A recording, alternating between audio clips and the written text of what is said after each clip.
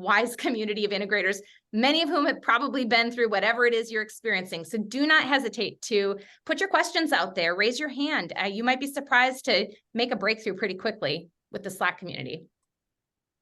All right, well, without further ado, I'm very delighted to introduce to you today, Sue Ellen Burch, who's going to speak to us about creating a recruiting culture at every level in the company. In other words, mastering the talent chessboard. I'm super excited to learn about this. I think we all have talent and culture on our minds, especially as we think about a new year coming ahead of us soon and new goals. So, Sue Ellen, thank you so much for being here with us. I'm going to go ahead and stop sharing my screen now so that you can take over. All right. And I'll turn the microphone over to you. Welcome. Thank you so much for having me today, guys. I really appreciate your time, and I will do my best to keep us on track and on time, maybe even a little bit under 15 minutes. So let me get my screen shared for us.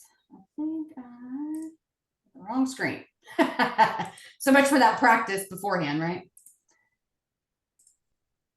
Okay, can you guys see everything? Are we good? Can I get a thumbs up? Awesome. Thanks, Josh. Thanks, Mark. All right. So like Jennifer mentioned, we're going to talk a little bit about mastering the talent chessboard. We have 15 minutes of time together this morning. So I'm going to throw at you a lot of little tips and tricks and some takeaways that you can implement today in your talent strategy. A little bit about me. I'm Sue Ellen Burch. I'm the vice president at Rockin Search. We are a contingency recruiting firm. So we help businesses we work with businesses like you guys and help them find that top talent in their community. So I'm not going to spend a ton of time there.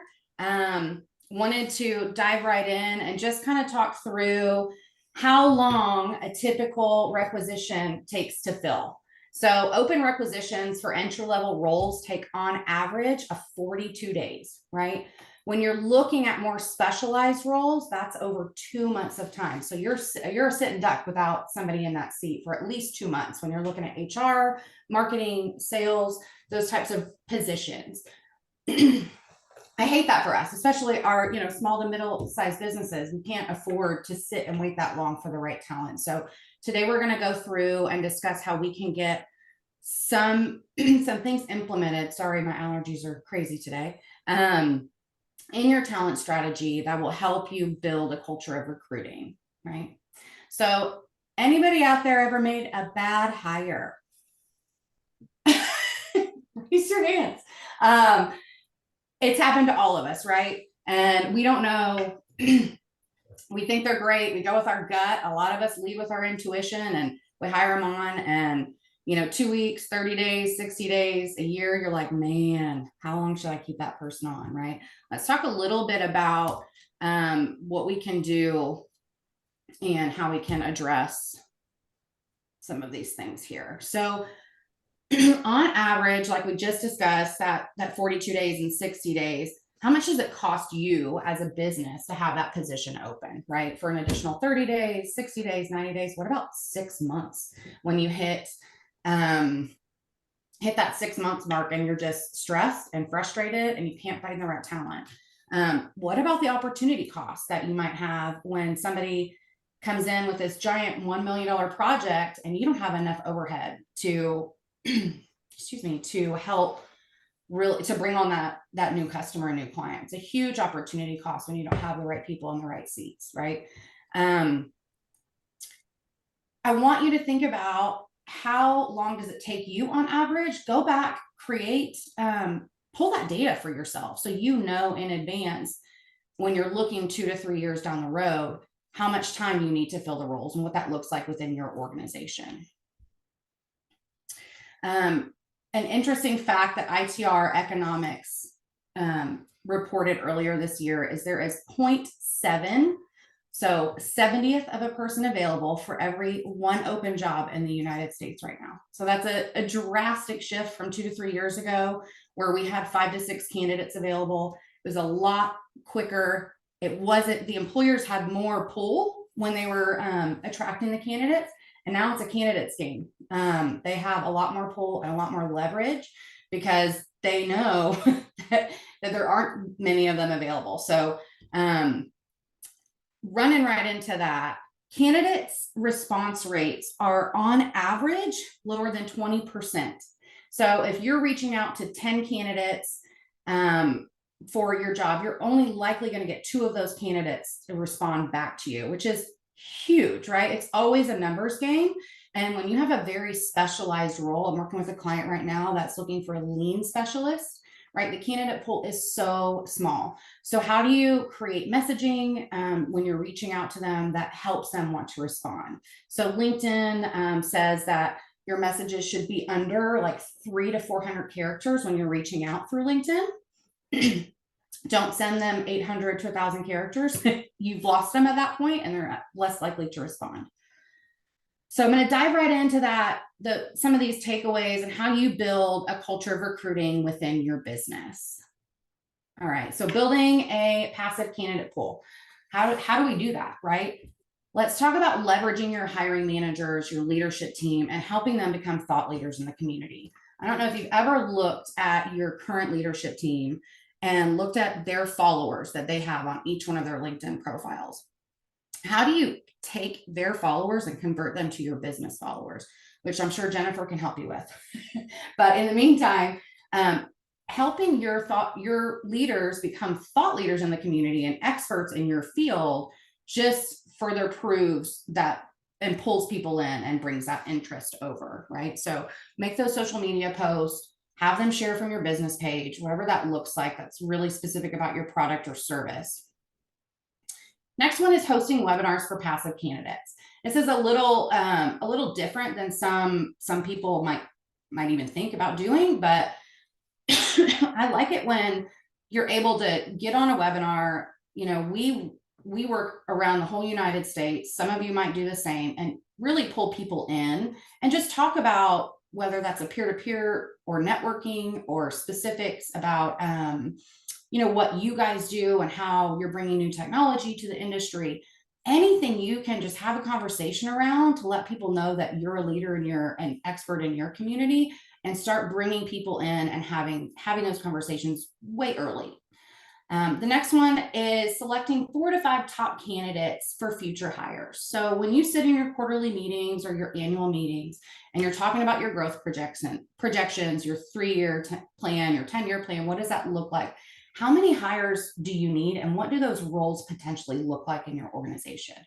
So you can speak as a leadership team. Maybe I have 1 to 2 people that I would always hire again, that I would love to bring on. I need to start having those conversations very early. You might not need them for 3 or 5 years, and that's okay. But it's kind of like courting and dating. You want to court them early on, plant the seeds, talk to them about what they want in their personal and professional growth, and really dive in to get to know them and let them get to know you on a personal level, not just professionally. Take them out to coffee, go out for drinks, whatever suits your personal mood, whatever works with you guys. Courting these candidates early on means that when they're ready to look for a job, they're calling you first, right? They're not posting, I'm open to work on LinkedIn. They're not having to apply. They're calling and picking up the phone and saying, hey, Jennifer, I am ready to be a CMO. I am done working for this large corporate company and I want to dive in. Lastly here is gamifying your employee referrals. Make it fun for them. Also, make it with a huge incentive, right? I'm not talking about a $200 Amazon gift card. You should be looking at $2,000 to $3,000 for any employee referrals right now. You don't have to pay that out all at once. You can pay it out over time, right? So the first 30 days might be a $500 hit, 90 days, 6 months, et cetera, et cetera. Make it worth your employees to go out and be a word of mouth for you to bring talent in. They know your culture. They can speak to it, which is huge. Nobody else is inside your business that understands it like they do. And they can go out and really pull in that talent that you're looking for. So you're not spending money on a recruiting service or posting all of these LinkedIn ads and jobs, right? A lot of companies, small to mid-sized companies, don't have the the HR department or a recruiter, right? So it gets dumped on hiring managers and people, they don't know what they're doing, right? So leverage your resources here, and one of those resources being your employees. How am I doing on time, Jennifer? You're doing great. Yep, All you've got up to, 6-7 minutes left. So beautiful. yeah, and if we wrap early, that's okay too. We got lots of stuff we can bring into breakout rooms. Okay, so perfect. flexible. I'm plowing right through it, guys. All right. So what does success look like? When you're bringing on new talent in your business, you should be defining success at that 2-week mark, 30-day mark, 60-day mark, 90-day mark, right? Just get them. Then at the 6-month mark, make sure they're on track. They're hitting those goals. How quickly do you release them if they're not, right? You've got to have this plan in place prior to bringing on that role and that person. You need to understand so you can set those clear expectations with your candidate and within your team. Again, we talked about the average response rate for candidates. Look at it as a numbers game. Make sure that when you're doing your recruiting and you're on LinkedIn or ZipRecruiter or Indeed, depending on the role, that you're putting out a lot more emails or more phone calls to these candidates to try to get a response. Always clearly define your goals, create that strong referral program, and then highlight those successes in staff meetings. Make sure your team knows what's going on and have fun with it. One thing I want to talk about here is internal versus external fill analysis. If you haven't done research on how you're currently filling your roles, you should get that data, understand how are you pulling from external resources, whether that be through a recruiter or going outside of your company to fill a position, versus are you raising those people up, promoting them, and then backfilling their more entry-level role, right? So look at that, know your numbers. What should your mix be? Are you ever going to be in a position where you need to do a confidential search for a leadership team member? Maybe that's the time where you do reach out to a resource and a recruiter to really hold that space for you and take it on for you. That way your team isn't aware. So that's something we just did for another client up in Pennsylvania for director of marketing, and he starts later this month. Those higher level leadership roles are really important to make sure that the screening and interviewing process all the way through is very consistent, so you can get solid candidates in front of you and your recruiter screening the other ones out. Lastly here, always look at your current staff, see where you can, do any professional development to build them into those roles when you're looking at and planning during your quarterlies and annual meetings. How can you plug them in? If you've got someone that you think is maybe an emerging leader in your organization, they're a little bit younger, they need some resources. I know EOS has a lot of, how to be a great boss. You also have Vistage for the Emerging Leaders Program, which is a great program for younger talent in your company to help do professional development. All right. If you guys want to connect or you have any additional questions, please feel free to reach out. You can scan that little QR code and that goes right to my V card, or reach out via email or phone. Happy to connect and kind of dive deeper. I kept the content as short as possible today, so I didn't run over. Thank you, Sue Ellen. Yeah, thanks you guys.